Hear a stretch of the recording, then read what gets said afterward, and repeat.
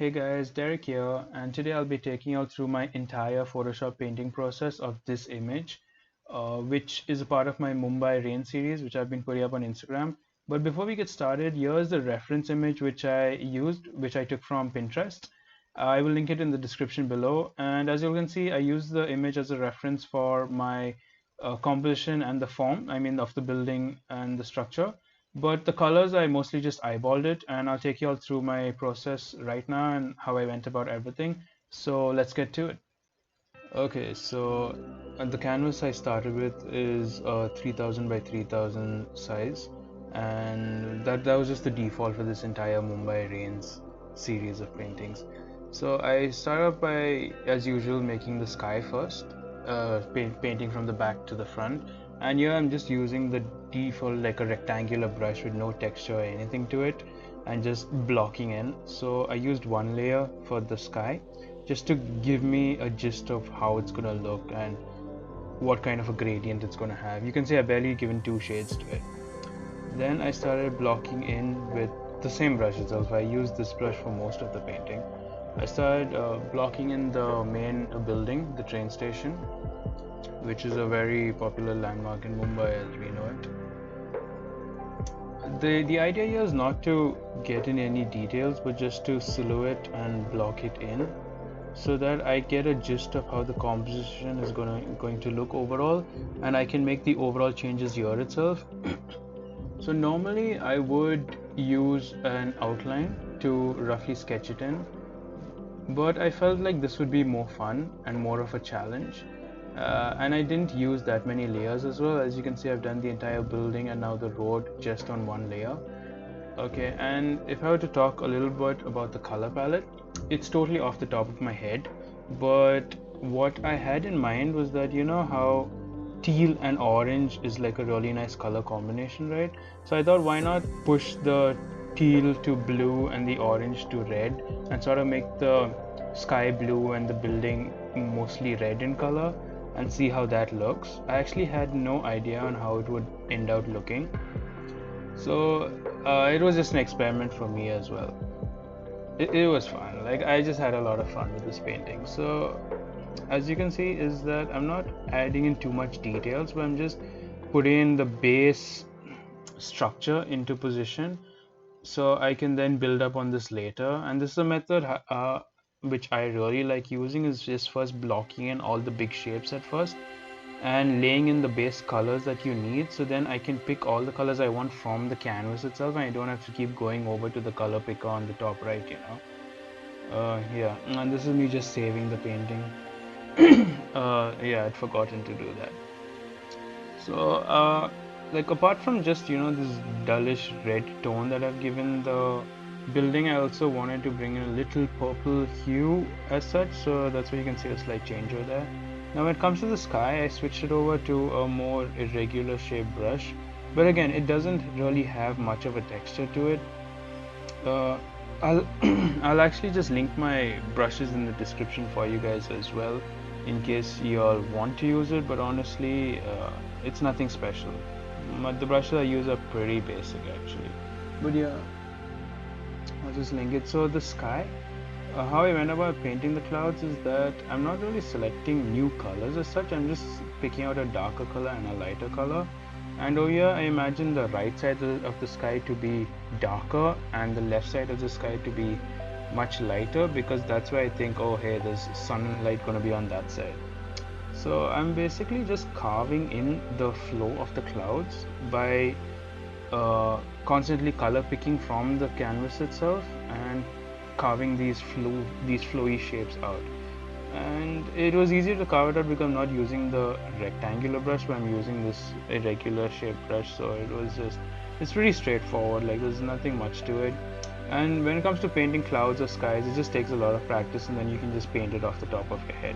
Like, I had no references for this sky especially. Okay, once I was happy with it, I then wanted to create more of a contrast, so I started darkening again the right side more, and I wanted to then I reduced the size of the brush, so then I can start detailing in some clouds and actually add details to these paintings. Like if you look at these Mumbai series paintings of mine, like the entire series on Instagram, is that they're a lot more detailed than my normal paintings, right? Like normally I would just stop the sky at there, but yeah, I feel like okay, hey, I'm gonna put more time into this, and I really start fleshing it out more. So the process is exactly the same. Just carve out the shape of the clouds and then select the darker color to carve it back in. Then select a lighter color to add more shape to it. It's pretty straightforward. Like you can literally see what I'm doing over here. I'm just selecting colors from the clouds that are already there. There's nothing new to it. It's just spending more time and then deciding on when to stop and how much details to add to it. Like you can go on in this forever and just keep adding more and more details, but you have to stop yourself at some point. So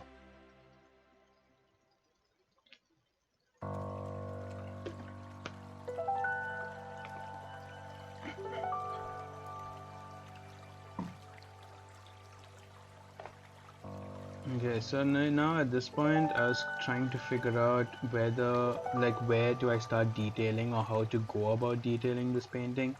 So I switched it over to a flat brush which has a bit of a texture.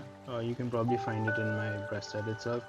And I was like, okay, hey, I'll start from the left side and I'll move over to the right. So I was just starting to flesh out some windows, add in a little texture, add in some shadows, and see how that would take me forward. Okay, and this was me experimenting. Like I had no set method on how to go about painting this. The issue with this was that this was taking too long to actually sit and detail each thing out one at a time, and I was feeling also really impatient at this point because I really don't like detailing. Like I love just blocky and flat colors and trying to get the least amount of effort possible to make a painting look good. But when it comes to this detail work, I just like I'm so impatient. Like I have zero patience with this. So I think at this point I was just feeling like super impatient, and I was just sort of scribbling in these details and seeing where it goes and how to take it. Uh, yeah, it's mostly just selecting darker colors and lighter colors, and I didn't even switch the hue up much or change the tones that much. You can always see the colors on the top, right? Also, what you'll see now is that I completely stopped this method shortly after this, and I decided to just go back to my rectangular brush and flesh out the building as a whole by slowly adding in details over the entire piece as opposed to just one tiny section at a time. So yeah, now I learned something new when it comes to such a detailed building. Just flesh it in roughly and then take it from there. Also, when it comes to this Mumbai series of paintings, I try to make it as nostalgic as possible for me or others who travel here. And this is a big important station, right? It's down south. So I thought, like, also this is the last one of the series, so I thought why not add in a little extra effort. I think this painting took me about over 3 hours in total. It was quite a lot. Yeah, it was a lot of effort to get this one done.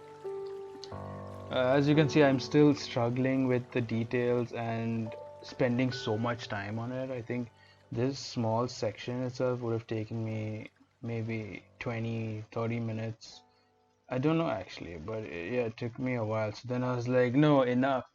And yeah, I just took the flat rectangular brush which I used in the beginning, and I just started yeah, blocky in the colors like anything. And I mean, so and fair enough, you all might think, why am I doing this? This is just kind of ruining the painting and like suddenly adding in like almost a black color over there. Like, what am I doing? So this again is just blocking in so I get a gist of where to add details in later, and it is super rough. Okay, like I'm not even doing it that symmetrically as well. Okay, a small tip on how to draw straight lines in Photoshop is just hold down the shift key and drag, and you'll get a straight line whether it's up or down, like vertical or horizontal, I mean. And if you want to draw any diagonal sort of straight line, just hold shift and click a point, or just click a point, then hold shift and click a point somewhere else. So then you'll get a straight line connecting the 2 points. It's just a quick tip from my end. Yeah, this is actually my most fun part when I just can roughly just scribble in or paint in these rough overall details. Like this is when I have like music going on, and it's super fun, because it doesn't take much time, and you can actually see the painting come about so much faster, and you can visualize, like you can see that I haven't zoomed in at all or much at all. It's just looking at it from a distance at this point. And mind you, I'm using a laptop for this. It's not a big monitor screen or so. It is a 15-inch screen, but it's not like 22 or 24-inch which I would use in office, right? So it is relatively small at this point. uh, yeah, and I was seeing whether I should darken it or not. So the way to do that is go to the layer and then go to adjustment, and then you get your brightness, contrast, and so on, and you can just darken or lighten or change up the colors a bit. Okay, so I was adding trees over here, and when it comes to trees, like why are they blue basically? So if you see on the right, the trees are blue in the color picker, but when you look at them in the picture, they kind of look sort of greenish. This is because the background behind them is red, but the sky above them is blue, right?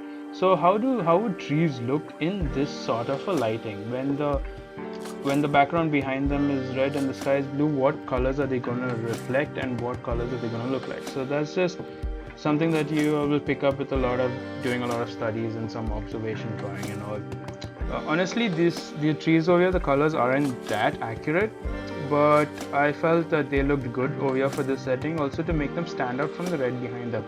So it is an exaggeration, it is not entirely accurate.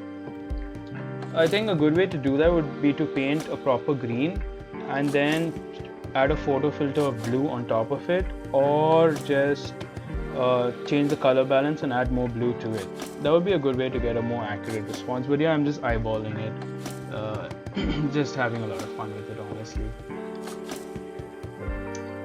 Yeah, I'm still on the rectangular brush at this point and just quickly adding in the rough details. I think I took a small break also over here, because then I was like, okay, this is done. I don't want to do the details, but I'm like, okay, fine, I'll get to it. Yeah, I really don't like detailing that much.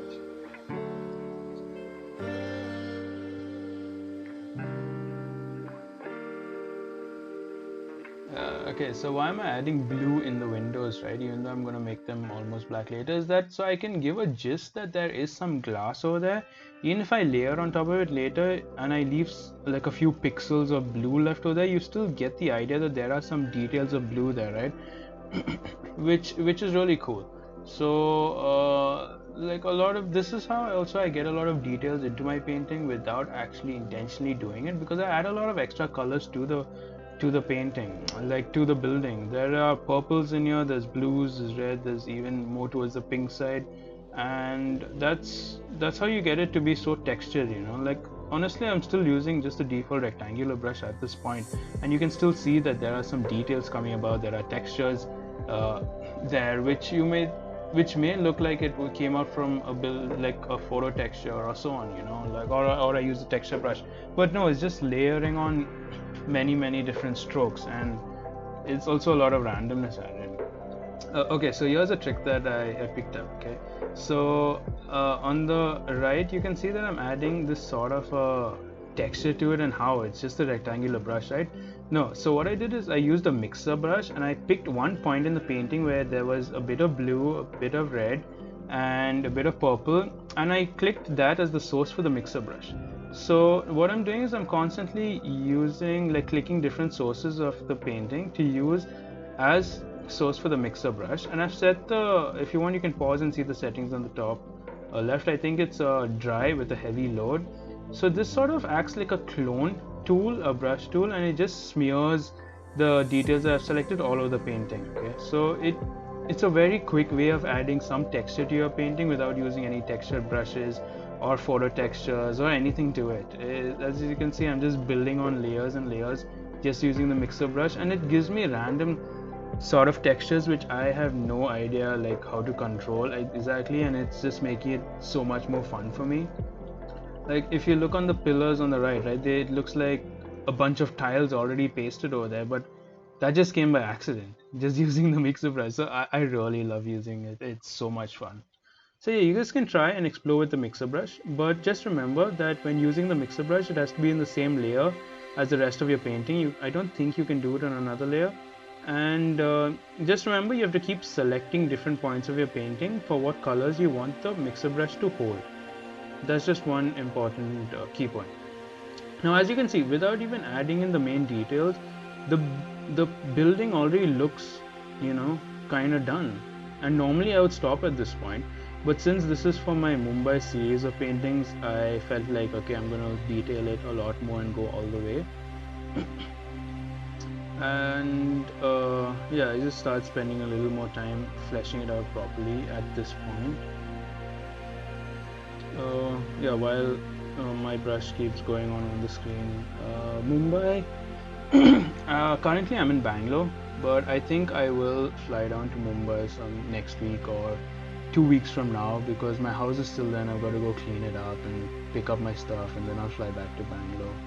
But yeah, the monsoons over there are pretty insane. Like I've survived through 2 or 3 monsoons. No, 2 monsoons, and both times they flooded. And yeah, it was quite the experience. Oh man. Okay, so at this point I started really fleshing in the details one by one. Okay, so this is where a lot of time is taken. I think this detailing part just took me an hour in general. So I guess here is where the work comes in, right? I guess you can relax and do it if you like detailing. I just don't, so I try and find the easiest way possible. Like what I did for this also is that I painted the left half of the building with all these details, and then I was too lazy to paint the right half. So I kind of just duplicated the left half and erased off the right half, and then sort of changed it after that because I was feeling that lazy. But yeah, I mean, whatever works for you, right? It's digital art anyway. There's whatever is fastest for you and works. The perspective also, this is a bit off because I just eyeballed it. I didn't use a perspective grid for this painting. I kind of should have, but this was more fun actually.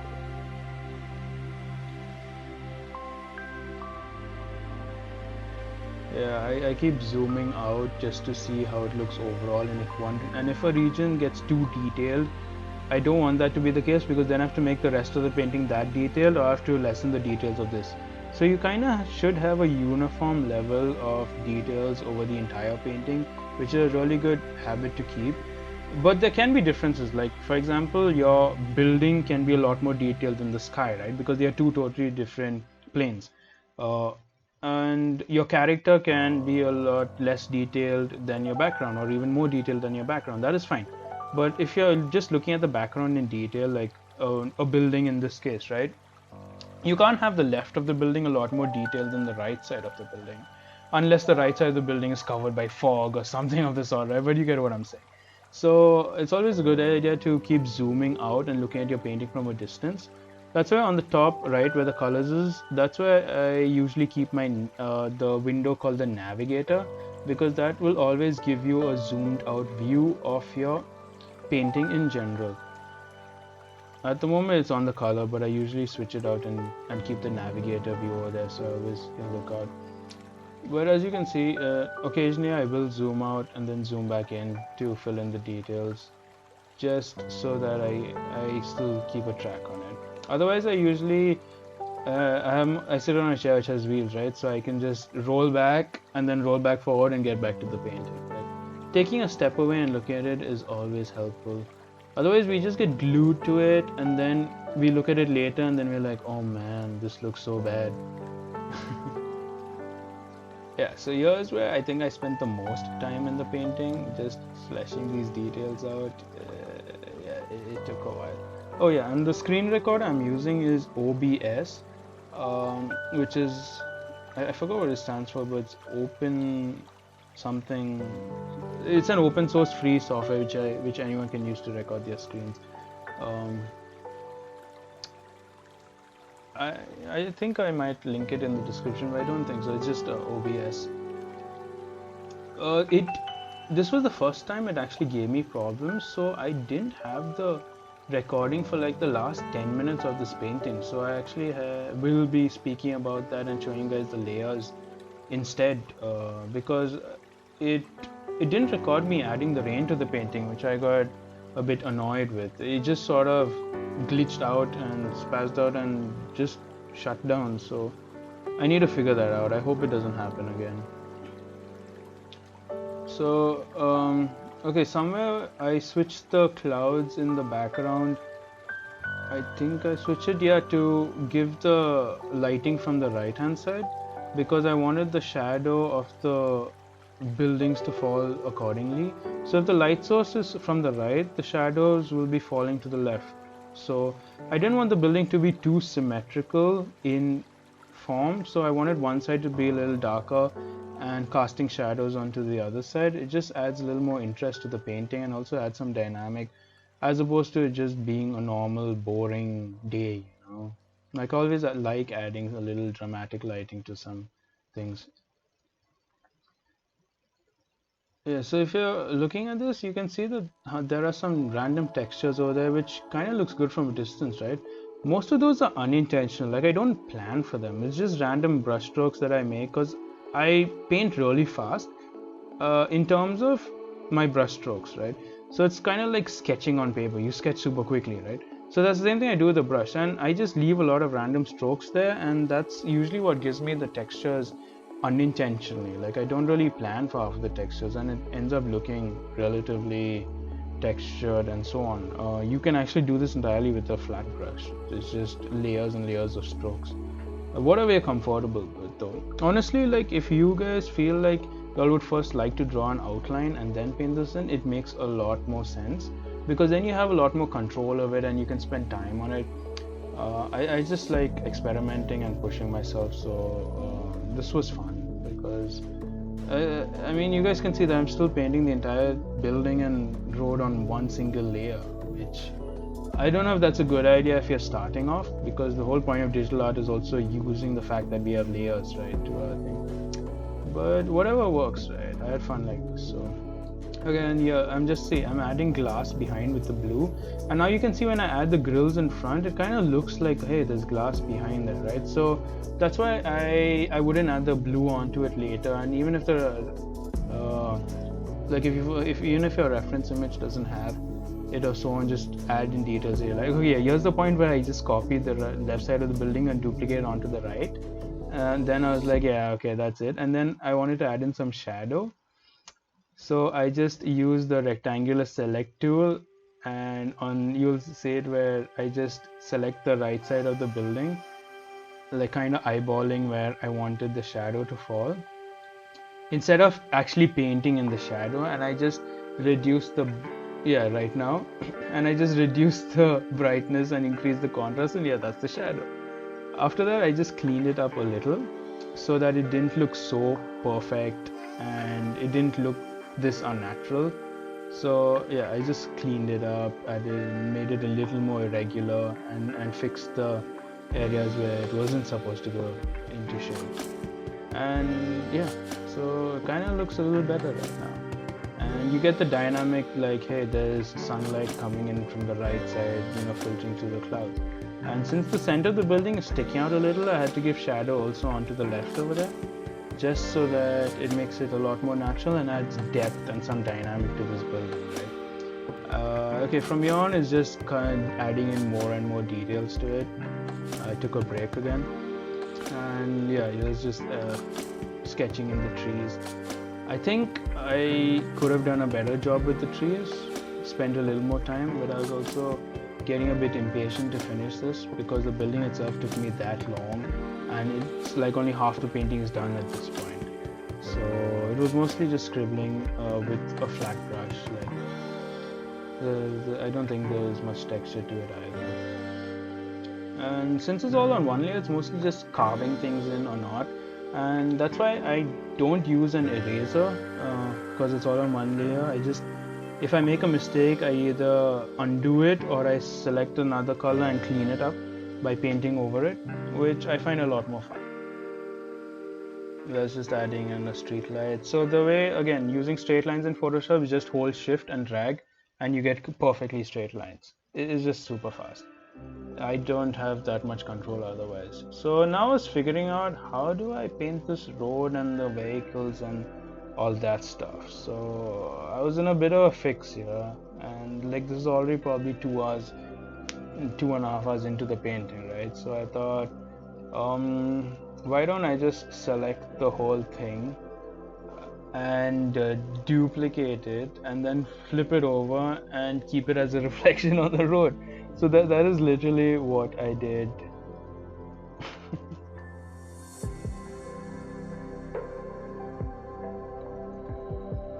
Yeah, this was just adding some more details before I flipped it over. Some street lights, the traffic lights and so on, just making it feel a little more natural, the tiny details.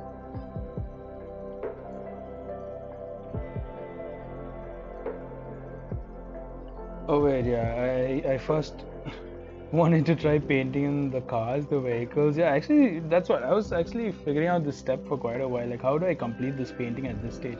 And this car I painted out looks really bad. So then I was just like, no. And I'm just freehand drawing this car at this point and trying to draw it in perspective without any grid or so. I didn't know exactly what I was doing over here, and then it just looked bad. So then I was like, no. And then I just wanted to take a break, but then I just figured, okay, I'm just gonna flip the building, mirror it, and darken it firstly. Yeah, reduce the opacity and give it a slight motion blur downwards. So yeah, reflection done. Quickest way, easiest way. So that would be the flow, that would be the road, because there is going to be water, right? So it should reflect some instance of the building, even though the way I've done is so unnatural that water will never be that smooth, especially on the road, to reflect it exactly. This is like it's on the base of a lake or something. Then I decided, okay, hey, I'm just going to use the lasso tool to draw in the base of the sky initially, because my lines were not so straight. And then I went back to my default rectangular brush tool and started sketching it in again, my usual method. So yeah, the cars, I'm making them on a separate layer. I didn't want to do this on the same layer as the background because I didn't want to risk it. I knew that I'd need a few revisions of the car because I'm not that good with automobile sketches.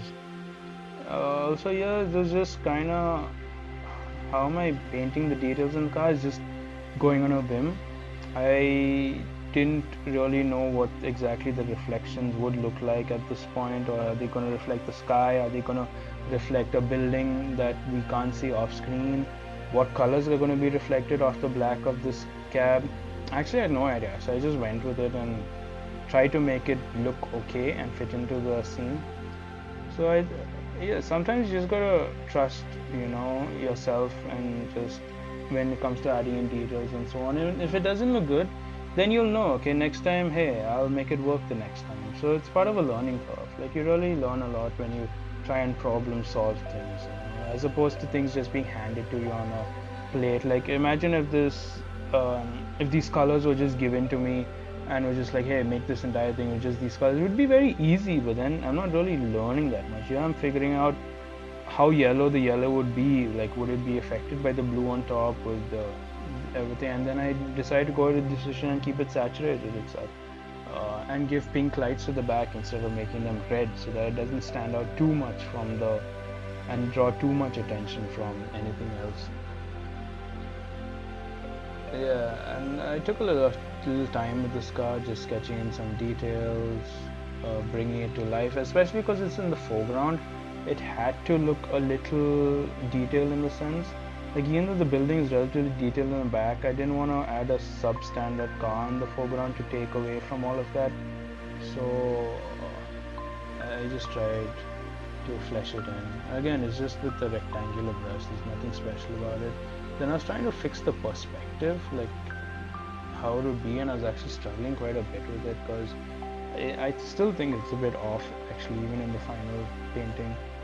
This is a point where you should actually use a perspective grid, and not get this lazy to this point where you're just eyeballing it to such an extent. Like, there's no harm. Like, it wouldn't even have taken me that much more time, but for some reason I just went with it.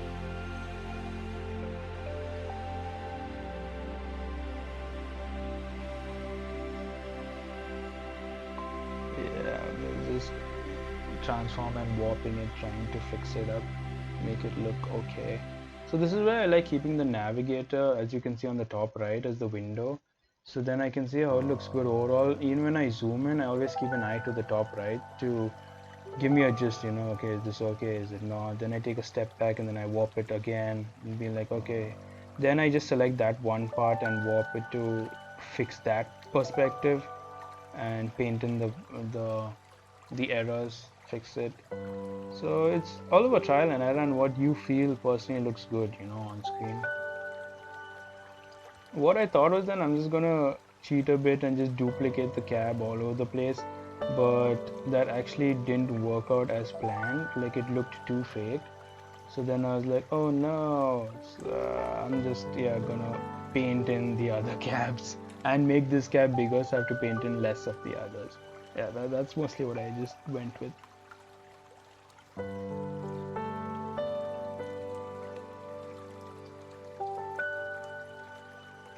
Oh yeah, I'm just selecting the colors from this cab already in the foreground and using it to paint the other cars. That's why I didn't need any more colors over here at this point. It's just selecting what's already there and using that itself. I think that's also a good way to keep your painting as a whole in tune, and you don't using swatches would be a good idea because then you just have the exact same colors, but at the same time you can just color pick it and it will be fine. Notice how all the cab, like the top of the cars, are all at the same level. Like, there's no roof that's higher than the other one, right? If I were to draw a line across, all the yellows of the cab, like on the top, the roof would be on the same line. That's because they have to fall into that perspective and be of the same horizon line. So even if the object is closer to you, it will have to follow into that, even though it's much bigger, right? Because that is again another fundamental of perspective. If I had drawn a cab with the yellow line like much above, then it would be sort of floating actually, or it would be irregular. Yeah, so I was just trying to fill in the screen, and here's where my screen recording software was glitching out as well, so I had to keep checking to see if it was still recording or not, which was a bit tedious.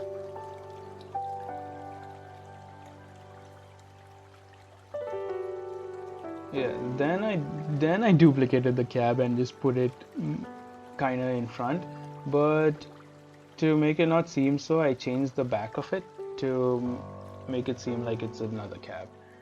Yeah, that's just one trick. Like, when you're duplicating, change things up. It'll just take a few seconds or a few minutes, but add some differences to it so then nobody can tell it was duplicated. It's just a norm of the just going about it. So it looks like they're driving on glass at this point. I think over here is where my recorder also stopped recording after some point, after I painted in the reflections. So why didn't I duplicate and paint in the reflections over here like how I did for the building is because they are in a perspective. So when I flip them vertically, like duplicate and flip, they won't sit in line. Because the building is flat out facing us, but these cars are like a bit skewed, and there's parts that are coming towards us, there are parts away from us. When you flip that vertically, it won't be accurate. So in this stage, it's best to just paint out the reflections, and it doesn't take much time. It's just kind of estimating what will reflect where, basically. My system kind of glitched out. So here I'm going to explain that I added in one layer for the rain, okay, which is this layer, and I changed it to a color dodge. As you can see, it's on a color dodge, so it looks transparent but also stands out from the background. Okay, so the blend mode is color dodge. Then I added some droplets all over and rain that's running off the vehicles using a normal any brush. Okay, it's just adding in the details and textures, and that's mostly it. That was the end of the painting. So here, as you guys can see it on screen, Also, this is my longest video till date, and if you all stayed for this entire thing, I am really grateful to you guys. That's really great. But if you guys just skipped over and came here and just browsed through it, that's perfectly fine too. But I thought I'll put this out there mainly because also a lot of people have been asking me for my entire painting process. So here you go. This is it. I hope it was helpful. My process are very basic. There's no real tricks to it or anything. And yeah, this is a long video, but thanks.